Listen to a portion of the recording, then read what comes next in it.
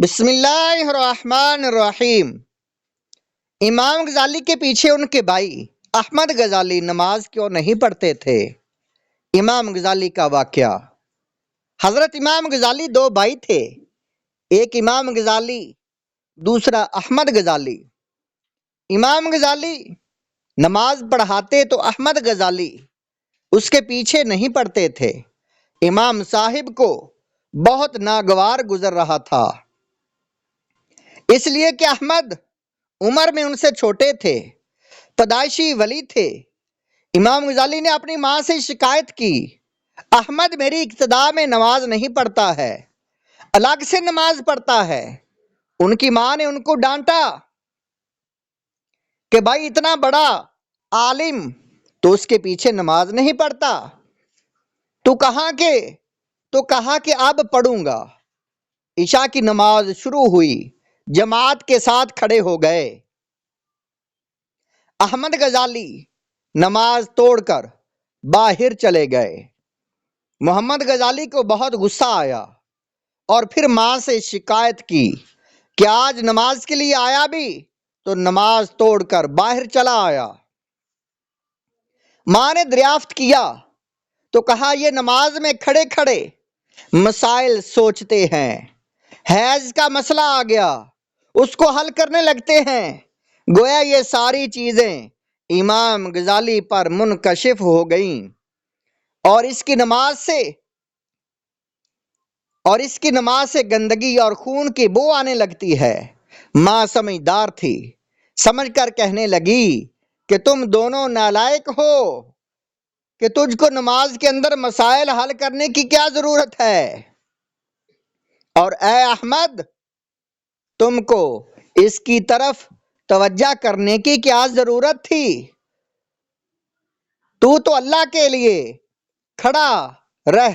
اگرچہ نماز میں مسائل سوچنا جائز ہے، لیکن یہ اخلاص سے منافی ہے کہ توجہ اللہ سے توجہ الخلق ہے۔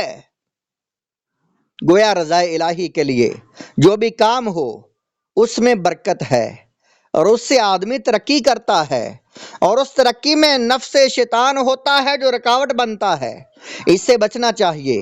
اس لیے ہمارے اکابر فرماتے ہیں کہ درمیان میں جو چیز آئے اس کو ہٹا دو اور اس کے پیچھے مت پڑو، اور جو خدشہ اول مرحلہ میں آتا ہے اس وسوسہ کو ہٹا دو، اور یہ شیطان پہلا حملہ ہے، اس سے بچو، اس سے بچ کر کام شروع کر دو۔ نفس شیطان سے بھی بڑھ کر ہے، اس لیے اس سے بچو اور کام کو جاری رکھو۔ یہ واقعہ سوان حیات حضرت حاذق الامت صفحہ نمبر 297 پر ہے۔ ایک اللہ والے غلام کا کتے پر اثار کا حیرت انگیز واقعہ۔ عبداللہ بن جعفر کہتے ہیں کہ میں ایک دفعہ اپنی ایک زمین کے سلسلے میں ایک مقام پر گیا، وہاں ایک صاحب کے باغ میں بیٹھا تھا۔ دیکھا کہ ایک کالا غلام وہاں موجود ہے اور کھانا کھا رہا ہے، اس کے پاس 3 روٹیاں تھیں۔ اتنے میں ایک کتا آیا اور اس غلام نے اس کتے کو ایک روٹی ڈال دی۔ کتا وہ روٹی کھا کر پھر آیا، اس غلام نے ایک اور روٹی اس کو ڈال دی، کتے نے وہ بھی کھا لی اور پھر آ کھڑا ہوا، اس غلام نے آخری روٹی بھی اس کو ڈال دی۔ عبداللہ بن جعفر کہتے ہیں کہ میں یہ سارا ماجرا ایک طرف بیٹھ کر دیکھ رہا تھا۔ میں نے اس غلام سے پوچھا کہ روزانہ تجھے کتنی خوراک ملتی ہے؟ اس نے کہا کہ یہی جو آپ نے دیکھی، یعنی 3 روٹیاں۔ عبداللہ کہتے ہیں کہ میں نے کہا کہ تو نے تو ساری روٹیاں کتے کو ڈال دیں، اب تو کیا کھائے گا؟ اس نے کہا کہ میں بس بھوکا رہ جاؤں گا۔ میں نے پوچھا کہ ایسا کیوں کیا؟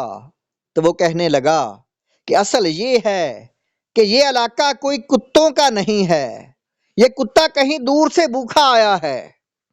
میں نے یہ اچھا نہیں سمجھا کہ میں تو کھا لوں اور کتا کھڑا دیکھتا رہے۔ اللہ اکبر! یہ حیرت انگیز سخاوت و اثار ہے۔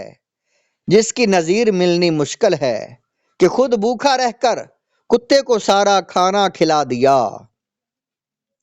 آج لوگ اپنے بھائیوں تک کی طرف نظر نہیں کرتے۔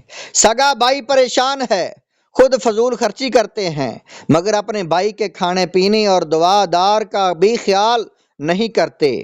ہمارے اسلاف کے یہ واقعات بتاتے ہیں کہ انہوں نے سخاوت کے ذریعے مال لٹا کر محبت الہی کا خزانہ پا لیا تھا۔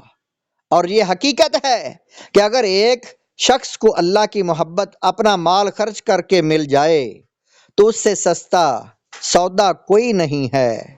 فیضان معرفت، جلد سوم، صفحہ نمبر 40۔